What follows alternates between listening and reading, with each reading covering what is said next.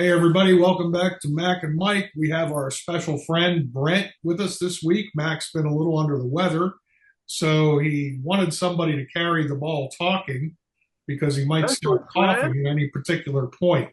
Huh. That sounds like you got a boyfriend, Mike. I'm not sure we want to introduce him as a special friend. How about a brother in arms? Yeah, well, Brent and I have been butt buddies for what, 34 years I plus. You're don't the want to know nicest man I've anymore. ever slept with, Mike. Too much information. Mm. Yeah. So, anyway, we tried to come up with a discussion topic this week. Mac suggested that we talk about our favorite picks for cabinet members that Trump's put forth so far. And, I know that the typical one, since we're all veterans here, people are going to want to talk about Pete Hegseth and maybe Homeland Security and all the other FBI stuff. But I'm going to come up with an obscure one. One of my favorite cabinet picks is Lee Zeldin. You guys know who Lee Zeldin is, don't you? Heard Yeah. the name. Okay, so he's former congressman, ran for governor in New York, Mhm. and is now head of the EPA. Oh, all right. So you might think, okay, why are you focusing on the EPA? Well, there's a couple reasons. Hey, Mike, why First, are you focusing on EPA? first, I think that number one, a lot of people don't think about the EPA much. Now, it's not listed in like the top five important cabinet heads, but Lee is a very common sense guy. I've seen him on a lot of interviews. He's been on the Greg Gutfeld show, which shows me he has a sense of humor. But he's also opened up very personally. When he was running for governor, there were, I guess, threats against his life, and somebody actually showed up outside his door. So he's not unfamiliar with the anti-Trump policies. But the EPA is interesting to me. A lot of my leftist friends, they're all into the environment, which they come to the conclusion that Republicans are not, which is completely false.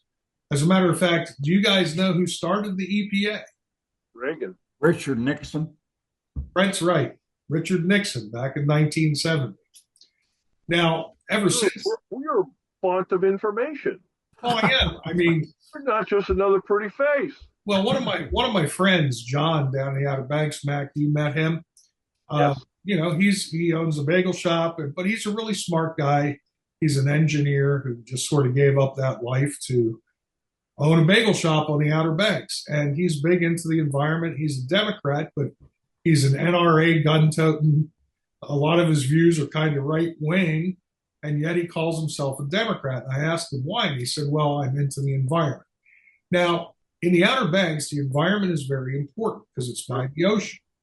And many years ago, when I lived down there, and I was a Chamber of Commerce ambassador, they had moved from using the plastic bags to paper bags. Right. And now they've reintroduced some plastic bags because I lived right along the beach and I could see plastic bags just blowing down the windy beach because that's where the Wright brothers had their first flight.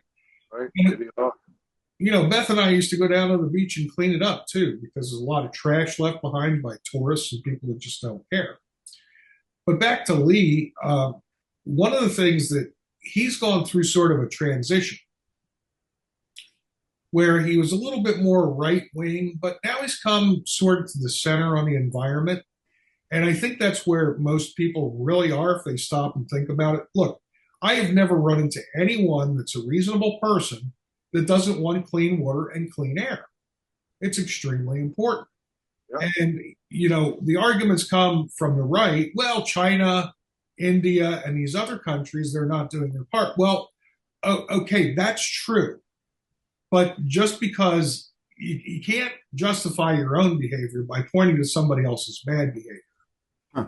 At the same time, there has to be a balance between the economy and the amount of money you're going to put into something and the net benefit that you're going to receive from those policies that you're paying for. And I think Lee Zeldin is going to strike the perfect balance. So, he came to the point, we talked about climate change, and everybody's, it's a standing joke that the liberals changed global warming to climate change. Yeah. Because global warming, can it, be proved? it was always contentious, but everybody agrees that climate change. Hell, I'm 67 years old. I remember when I was a kid, it was really cold in New York City. They said we were coming out of like a mini ice age. And all the talk back then wasn't about global warming, it was about this coming ice age. So it's kind of like that's 1960s science versus 2000s some science. And it really, I don't think that it's so important whether the globe is warming or cooling, because anybody that studied the ice sheets and we drill down into these things, look back millions of years, and the environment's changed drastically over the course of Earth's history. So how much man has to do with it is still always the question. But the bottom line is we should have clean water and clean air. When I was a kid in New York City, we had leaded gas. And I mean, I tell you, New York City was horrible with air pollution. I mean, I had breathing problems and things like that. And then they moved to unleaded gas, and I moved out to the country, and my breathing got a lot better. But, it's a global thing for sure. We all have to do our part. And people point to China building. Mack, how many coal-fired power plants does China build every year? They're averaging brand new coal-fired plants a tremendous number, like in one a week or something like that. It's just stupid. Now, everybody wonders why. Well, China, they're not stupid, and they have some of the world's largest coal deposits. So they're just taking advantage of their natural resources. Actually, they import a lot of coal from all over the world, especially U.S. coal. What they know is that coal is the cheapest to operate.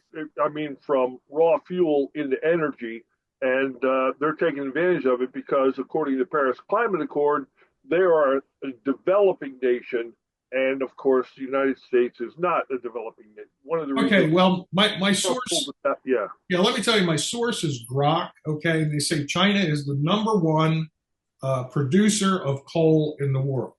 Yeah. Now, it is true that they do import. They don't import much from the United States, according to Grok. They import a little bit from Indonesia and a couple other countries, but they have like 70% of their own, 70 to 80% of their own coal needs. And so it's only natural for them to want to burn coal. It's like, we burn oil. We have a lot of oil here in the United States. We also burn coal. We have a lot of that. So we sort of have this mixed bag. Now, the other interesting thing about China is they produce more electric and hybrid vehicles than any other country in the world. I mean, 50% of their sales are electric and hybrid vehicles. So they're using these coal-powered plants to fire up the electricity needed for their electric vehicles. So it's sort of like a catch-22. They're polluting the air, and that's what they always say with electric vehicles in the United States. We are polluting to generate the electricity to run our, quote, zero emissions electric vehicles. It's the dumbest thing I've ever seen. Well, okay, so we go back to fossil fuels. Let's think about that just for a minute. Fossil fuels come in a couple of coal, natural gas, and oil. Now, coal, again, is huge, and we're going to have that for like another 100 years without looking for any more new deposits. The guess is around 100 years. With current oil deposits, now this is current, we only got about 50 years left at anticipated increased rates of oil usage until we won't run out, but we'll have to go looking for it and maybe extracting it from other sources like, the dirty oil from the oil sands. So, but at some time, Elon Musk pointed this out, sooner or later, we're going to run out of fossil fuels. Remember, fossil fuels are created from what? Fossils. So there's a limited supply of that. And so to be pragmatic about this approach, that's why you hear a lot of people like Trump and people in his administration say, we want an all of the above solution. And I think that's where Lee Zeldin is pointing us. We allow innovation to create the electric vehicles instead of mandates. because sooner or later we will develop these technologies. Even I'm looking at the next car I lease, possibly getting a hybrid vehicle, one that uses both electric and gas. I mean, as a Honda CRV, for example, that's a hybrid. On average, will get 40 miles to the gallon. Not bad. And I'm hoping in 3 years, the lease price difference is a little cheaper or more cost competitive than it is today. And the other big problem we have is our oceans. We've got all these plastics in our oceans. Nobody can deny that. You want to talk about an environmental hazard. Now, the United States, again, they were banning plastic straws here in the US. Completely pointless because Indonesia, China, Africa are the biggest polluters of our oceans, both the Pacific and the Atlantic. So we have very, very little to do with putting any kind of trash into our oceans. So even though that's an international space, we get our fish from there. The microplastics are now being found in everything. We're feeding this to our kids, which kind of bleeds over into RFK Jr. and his Keep America Healthy thing. And we have people like Elon Musk and others who are just geniuses. And the thing is, if we can come up with a way to clean up our oceans with using guys like Musk instead of government funding, that'd be a win-win solution for everyone. And that's why I think Lee Zeldin was a great cabinet pick. Plus, I like him personally. Just listening to him talk, he's an amazing man. Yes. So, who's next? Go ahead, Mac. No, Brent, you're next, man. The Air Force guys, you know how you stick together. Armor brings up the rear. Yep. Well, hello, fellas. I got to say that Elon Musk is my pick. Might seem like, for obvious reasons, as you said, Mike, the guy's a genius. And he's done a lot to show me that he's a leader. I mean, he opened Tesla, SpaceX, OpenAI, Neuralink, XAI, Zip2, America Pack, and that's just a few. And here it is. He only graduated from Pennsylvania School of Arts and Sciences in 97? Here it is, 25, and the guy's worth about 400 billion. Not bad. Almost $1 trillion. He'll be the first trillionaire.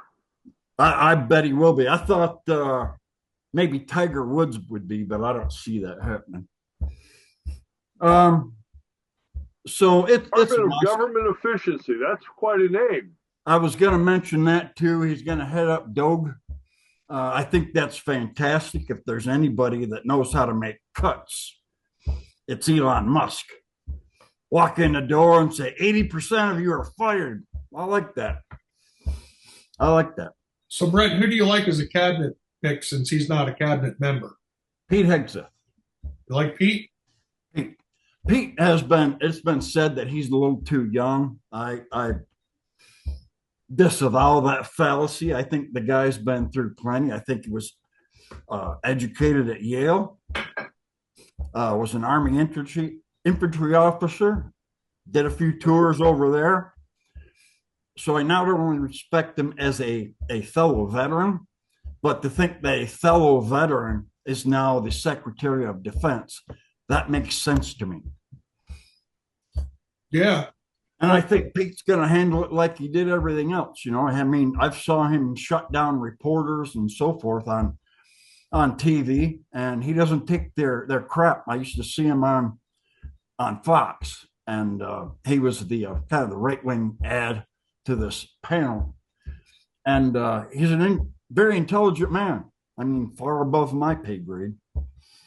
So I like Pete impressive, huh? Huh? What he did with General Milley was pretty impressive. Day one in office. I absolutely like that too. It's a shame we can't court-martial that son of a bitch. Ooh, gun. I don't know that. Isn't the UCMJ different than the federal law? I don't know that. I guess I really don't know where the two separate, but I know they're going to do some sort of UCMJ action on him, and yeah. Down to private. One of the things they're talking about, at least taking away one of his stars is minimum. At a minimum. I don't think they'll take it much further than that, simply because it'll look like revenge. But one of the criticisms of Pete, of course, was his age, as you started out saying, Brent. And you know, everybody seems to forget about Hagel. Remember Secretary Hagel? He was an enlisted guy, right? He didn't have a whole lot of experience. Uh-huh. And sometimes it doesn't take experience. It takes a leader, a person with natural leadership abilities. Right. Now, I know, Mack, you used to work for Concerned Veterans for America, and that's one of the organizations that Pete Hegseth had headed up. And you had some thoughts about Pete. I don't know if you want to share them now or wait till later. Well, his book, he wrote a book about how to support the warriors, and the things he talks about, reinstituting standards in the military. He's not against female soldiers, but he is against lowering standards so that female soldiers can be appointed to, or assigned certain jobs. No transgenders. Necessary. Right now we don't have a PT test, and the reason we don't have a PT test is because the universal PT test is too difficult for female soldiers to score a passing grade on. So we've suspended those things. And he wants to get rid of the DEI and the woke and all that stuff. I personally know a commander of a unit because I still have contacts in the military and the Army. And this particular commander has a transgender soldier in the unit, which causes morale and esprit problems throughout the entire unit, and a whole set of special requirements, special rules, if you will, for this one particular soldier, and it causes hate and discontent among the troops. That's not good for unit cohesion. No. So Pete wants to do away with that, and I agree with it. I had female soldiers in my unit in Desert Storm, and it caused me difficulties as a commander. It just did. And I dealt with it because that's what I was handed. But, a unit of all male soldiers would have been easier to keep working in the same direction without As it's always been. Yeah. I couldn't agree more with you. I think Pete Hegseth's going to be a great secretary. And the other point on Pete is people don't realize that, like Hagel, he was only Secretary of Defense for 2 years. There's a lot of times these secretaries don't make it 4 years. And it's not necessarily because they're incompetent or something, but I think Pete is going to be so successful that they just may replace him in 2 years. In 2 years, he may say, I think I've done my job and it's time for me to get out. We don't know. Maybe he'll be there for 4 or even 8 years, depending on if the next president's a Republican. So, he's young enough to continue on for many, many years. So anyway, Mack, who's your cabinet secretary? Wow, you guys left me the best ones.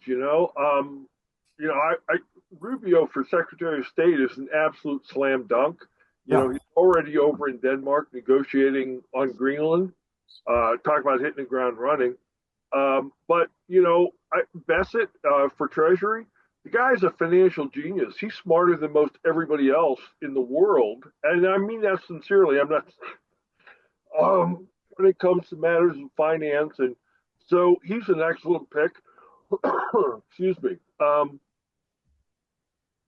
I thought, I've long been a fan of Tulsi Gabbard. I think Director of National, the whole DNI thing, intelligence. I think she's, and you mentioned a little bit RFK. Did you hear RFK when he was being interviewed by Bernie Sanders?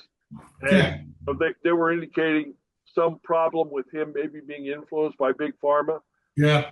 That, hey, Big Pharma is not influencing not only the federal agencies, but you Congress, every one of you guys are taking money from Big Pharma. You're being influenced by them. Just shut them right down. Any of those would be my pick because they're all great picks, but I'm going to focus on Kash Patel. And I'm going to focus on Kash Patel for one reason specifically. Do you remember when the FBI raided Mar-a-Lago on the trumped up, the president has secret documents he shouldn't have. Yep, everyone remembers that. Remember that? Many people don't know, and many others have forgotten, but the warrant to search Mar-a-Lago included authorization to shoot, to kill, if necessary, during that raid. Now, I don't care how far and wide you look, the whole idea of the FBI shooting at Secret Service agents and Secret Service agents shooting back at FBI agents is the dumbest thing I've ever heard anybody say out loud in my entire life. Look, the FBI is responsible under the Biden administration for what they've now labeled lawfare. I don't care who you are, where you live, what your role in life is. You should not, an American citizen who has not violated the law, should not be worried about the FBI knocking at their door. If you remember, the FBI labeled people who went to school board meetings and questioned, some of the DEI and some of the woke, they labeled them potential terrorists. If you remember, the FBI labeled American citizens who were members of the Roman Catholic faith who attended the traditional Latin Mass as being potential terrorists. If you remember, they put out a warning that veterans who own guns and were members of organizations like the NRA and were, pro-life activists are potential terrorists. And for the FBI to take those kind of threats, do you remember when the FBI Richmond office put out a paper that said, we need to surveil Catholic churches and we need to embed informants to find out which of these Catholics are subversive?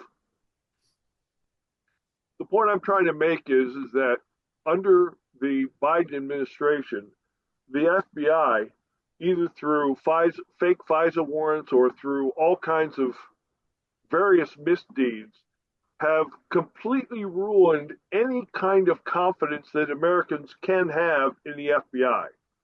Kash Patel himself was the victim of surveillance. And, one could argue inappropriate behavior directed towards him by law enforcement agencies.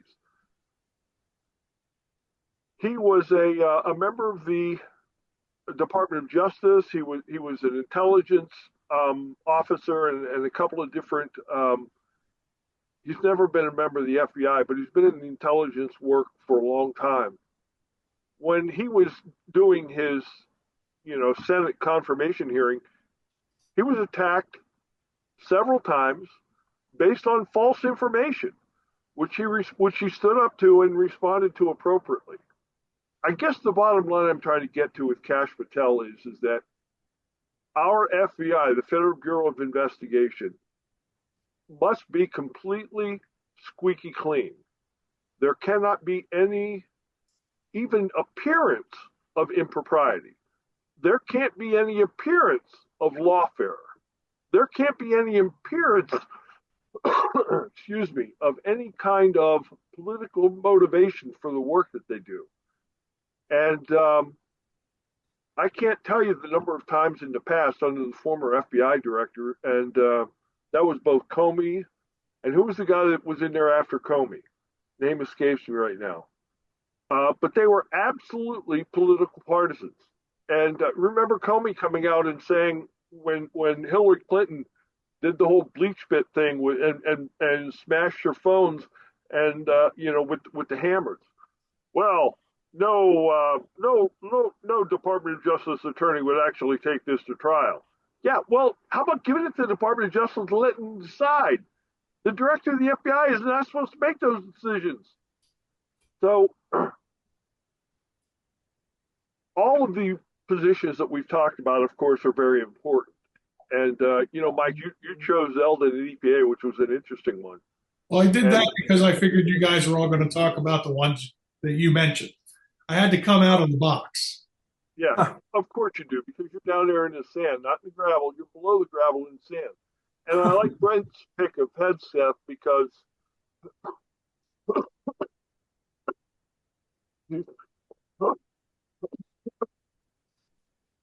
I know Pete, and he actually is the guy that you see.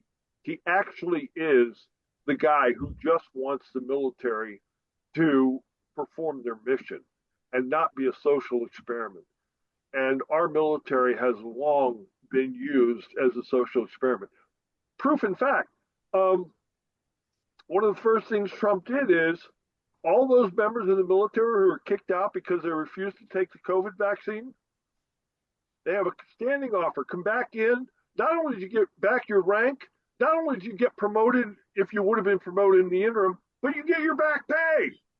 And I think that was the right thing to do because those people were forced out based on a. Now, having said that, I don't know how many shots that I got when I was going to war that I still don't know what they are because they lost my shot record. But forcing those people out because they didn't want to take the mRNA shot, I think, was wrong. So, but again, getting back to Kash Patel, I think the FBI needs to be the premier law enforcement agency of the United States. They need to be able to be completely scandal free. They need to be completely influence free. There cannot be any impropriety. There can't be any indication of the word lawfare that they're currently using. They can't do things like allowing weapons to when they're going to the president's private residence. Those are things that are just over the top. And Kash Patel, despite his lack of experience in law enforcement, I believe is the right man of integrity to lead that force, to clean out those people who have those tendencies to fall on the wild side of law enforcement and to bring the FBI back to its reputation, the premier law enforcement organization in the United States of America. You know, other countries are laughing at us. You know, the Biden administration has been a joke in so many different ways. You know, do you know that there were several aborted investigations into the Biden family's foreign money streams coming in the United States? And each one of those investigations was stopped by someone in the Department of Justice. And Kash Patel was informed and aware of many of them. And, you know, we can't have, you know, I'm jumping around because there's so many things I want to say. My mind is going crazy.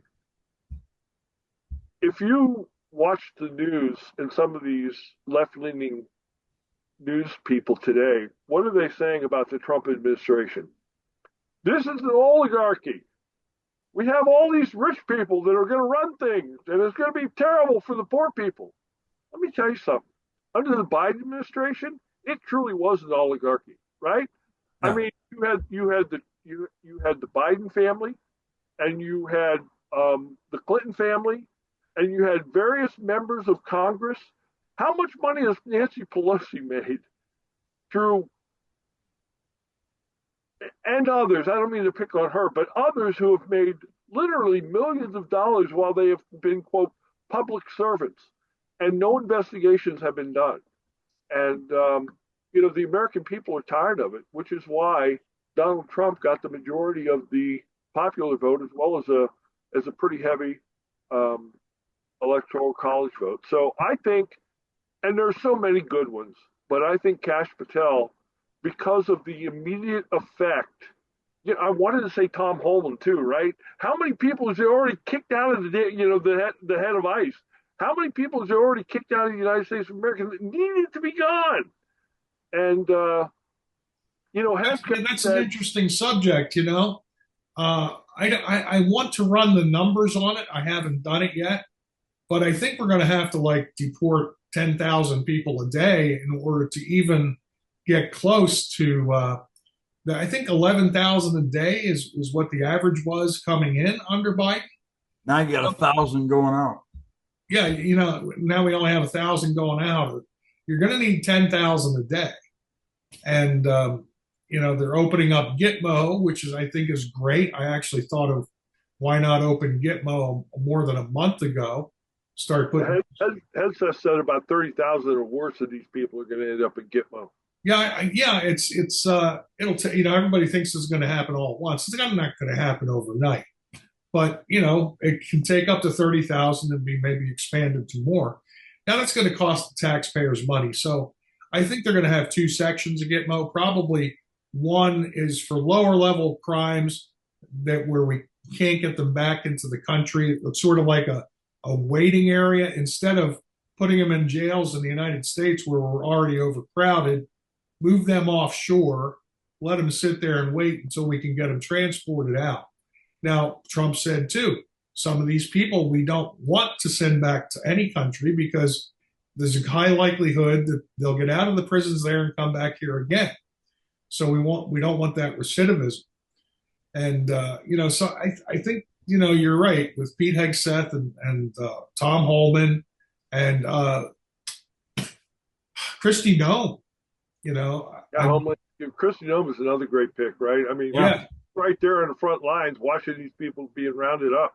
And boy, she is not hard to look at. I'm going to just say it straight out. Tiny little thing. She is pretty easy on the eyes. Yeah. How about Pam Biondi, right? She's not too shabby either. Yeah. Attorney General. Yep. But back to the Kash Patel and the order to use lethal force. I think I heard. I'll look this up again. I'll try and remember. Somebody remind me if I don't, and put it in the blog post. Below where we post our videos. I think it's just a standard use of deadly force authorized is on every form. So they don't take that off even if they're going after a 90-year-old man.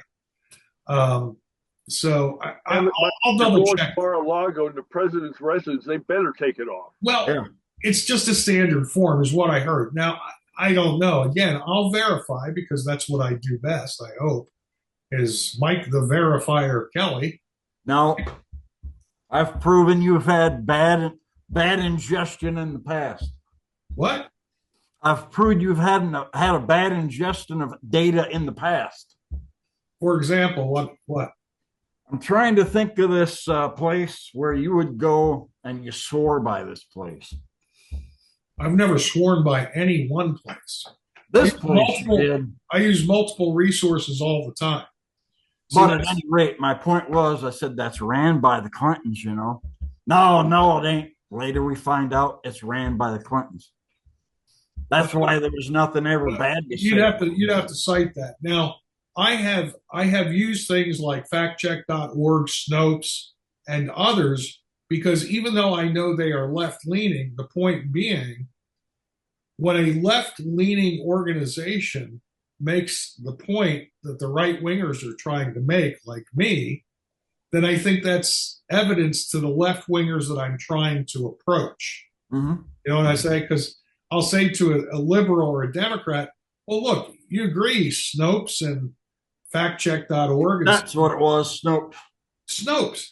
It's a left-wing organization. So if they say that Trump, for example, never said that they're very fine people on both sides, why don't you accept what the left wing says? You've got to be really so far out there that you won't even agree with your own left wing talking points from Snopes. But no, I've never used one source for coming to the conclusion on anything. It brings up another good point on the way that I particularly approach almost every subject. Military guys like us are typically known for being type A personalities, black and white. Everything's this way or that way. Yep. The problem I've had, and I guess I had it in the military, I've never been a black and white kind of guy. Certain things obviously are, but many things in life I put on a scale from 1 to 10 because I don't trust what I've learned in the past. And we're, at our age, we are products of, you, in your case, Brent, 50 some years, Mack and I, 60 some, Mack's approaching 70 years of built in tautologies. And I've just seen so many things change. More information comes to light as time goes on. Oh, your puppy dog. Yeah, he wants to get involved. Shut up. Well, I mean, outside of even politics, I'll never forget. Just I have a deep interest in science, but this is just an example of the way things change. Is when I was a kid, I think the Earth or the age of the universe was estimated to be 20 some billion years old, and then all of a sudden Hubble made a discovery and they chopped the age of the universe down to 17 billion years. And then they put up the Webb Space Telescope and they knocked the age of the universe down to 13.5 billion years. And now you're reading that the universe may be much older than we ever thought and may not even had what we call a classical beginning. So this is what I mean. And now I also take that into politics, like the news. Like you read about Richard Nixon. A lot of people hear about Richard Nixon, and even Republicans will say, "Oh, he was a terrible guy. He was spying on people. He's a lie." He was actually one of the best presidents we ever had. Yeah. But that didn't come out until probably 15, 20 years after they had something to compare him to. Yeah. So that's why I say I may feel this way today, and I understand why people change their position. That scale moves off the center point of 5. And, I may not be totally persuaded one way or another, but I try to keep a little bit of an open mind about things. Mike, some things never change, even though people want them to. In 2015, there were 2 genders, male and female. Yeah. Over the last 4 years, there was 127 different genders. Guess what happened magically on January 20th of this year? Boom! 2 genders again. That's all. I don't know what happened to the other 125, but we're back to male and female. Mm-hmm. Donald Trump, what a guy. Yeah, what a guy. Yeah. Well, by the way, we have 1 minute left, so if anyone wants to wrap this up, go ahead. Mack, you got anything? I'm not sure capable of wrapping up. I can't speak. That's what type A flu will do to you. But I guess, Brent, thanks for being with us today, brother. My pleasure. Good to hear from you. From the cold central Midwest of Michigan. Right. And let's talk about this again after a couple of months and find out if we still think our favorite Trump appointees are still our favorites. Sure. That's a great idea. Sounds like a plan. Mack and Mike. Out. Out. Out.